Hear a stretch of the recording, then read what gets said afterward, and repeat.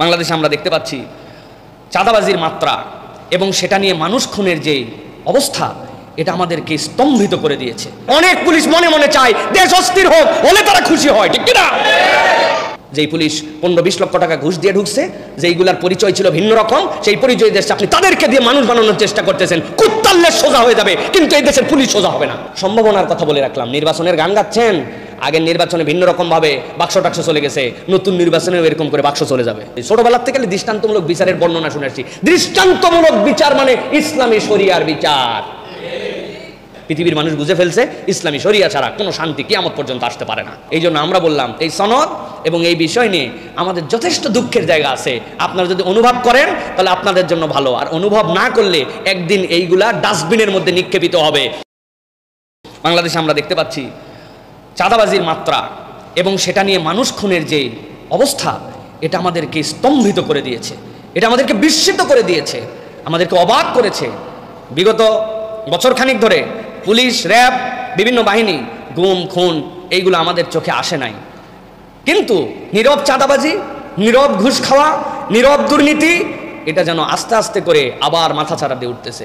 যেইগুলা ভিডিও আপনাদের সামনে এসেছে, কোনো সুস্থ বিবেকের মানুষ এটাকে সহ্য করতে পারে না, এটা নেওয়ার মতো কোনো যোগ্যতা রাখে না। কোনো কিছু ঘটনার পরে আমরা তখন আগায় যাই, ভিডিও আসলে তারপরে আমরা তখন বক্তৃতা দেই, কিন্তু এর আগে আইন শৃঙ্খলার এই বিষয়টুকুকে সতর্কতার সাথে আপনাদেরকে স্মরণ করা উচিত ছিল। আমরা ছোট মুখে বললে বড় কথা হয়। আজ থেকে 9 মাস আগে বলছিলাম যে বাংলাদেশে পরিবর্তন করতে চাইলে আপনি কিসের ভোটের গান গাচ্ছেন, আপনি কিসের আইন শৃঙ্খলার গান গাচ্ছেন?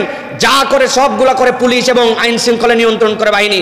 এই পুলিশের ভিতরেই ভূত ঢুকে বসে আছে, আপনি এদেরকে দিয়ে কেমনে পরিবর্তন করবেন? অনেক পুলিশ মনে মনে চায় দেশ অস্থির হোক, হলে তারা খুশি হয়, ঠিক কিনা?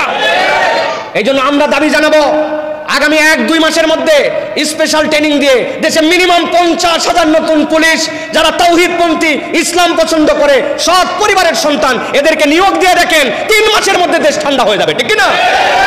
ট্রেনিং বহুত পরে করা যাবে। ক্রাইসিসের সময় তো স্কুলের ছেলেদেরকে ট্রেনিং দিয়ে রাস্তার ট্রাফিকে নামাতে পারছেন, তাহলে কেন বিগত 9 মাসে আমরা 20-10,000 এরকম যোগ্য পুলিশ অফিসার নিয়োগ করে থানাগুলোতে একটা ত্রাস, একটা সততার প্রতিষ্ঠান কেন কায়েম করতে পারলাম না? যেই পুলিশ 15-20 লক্ষ টাকা ঘুষ দিয়ে ঢুকছে, যেইগুলার পরিচয় ছিল ভিন্ন রকম, সেই পরিচয় দেশে আপনি তাদেরকে দিয়ে মানুষ বানানোর চেষ্টা করতেছেন। কুত্তাল্লে সোজা হয়ে যাবে, কিন্তু এই দেশের পুলিশ সোজা হবে না।